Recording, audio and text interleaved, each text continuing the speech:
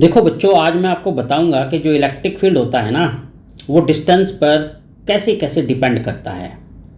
अब देखो, अगर एक चार्ज पार्टिकल है, एक चार्ज पार्टिकल का अगर इलेक्ट्रिक फील्ड देखेंगे किसी पॉइंट पर, तो वो हमेशा उस पॉइंट की डिस्टेंस, जो कि उस चार्ज पार्टिकल से उस पॉइंट की डिस्टेंस है, उसके स्क्वायर के इन्वर्सली प्रोपोर्शनल होता है। हमेशा कितनी? उसके स्क्वायर के इन्वर्सली प्रोपोर्शनल होता है।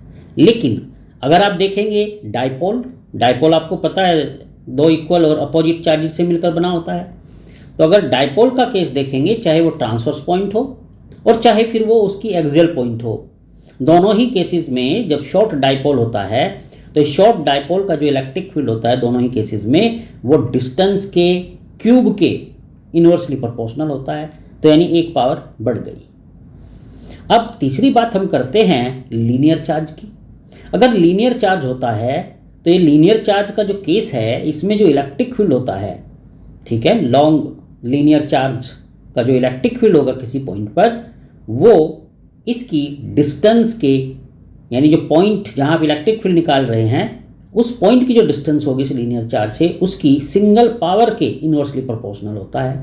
और भाई केस ऐसा भी होता है, जो बहुत बार पूछा भी गया एग्जाम में, एक केस ऐसा भी होता है कि जहां इलेक्ट्रिक फील्ड डिस्टेंस पर डिपेंड ही नहीं करता। और वो कौन सा केस है? वो होता है infinite plane sheet. Infinite plane sheet में जो इलेक्ट्रिक फील्ड होता है, ठीक है, वो उस पॉइंट की डिस्टेंस पे डिपेंड नहीं करेगा, चाहे वो पॉइंट शीट के बहुत क्लोज हो, चाहे वो पॉइंट शीट से बहुत दूर हो। तो इसलिए डिस्टेंस पे डिपेंड नहीं करता।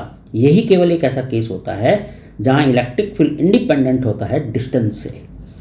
इस केस में जो इलेक्ट्रिक फील्ड होता है वो डिपेंड करता है सरफेस चार्ज डेंसिटी पर, कि उस शीट पर कितना सरफेस चार्ज डेंसिटी है। तो ये थे इलेक्ट्रिक फील्ड किस तरीके से डिपेंड करता है डिस्टेंस पर इन डिफरेंट केसेस। तो आई होप कि आपको बहुत क्लियर, क्रिस्टल क्लियर समझ में आ गया होगा। कमेंट करके ज़रूर बताना, चैनल को सब्सक्राइब करना, और आपकी और क्या रिक्वायरमेंट है आप वो भी मुझे बता सकते हो। तो चलिए, अपना ध्यान रखना।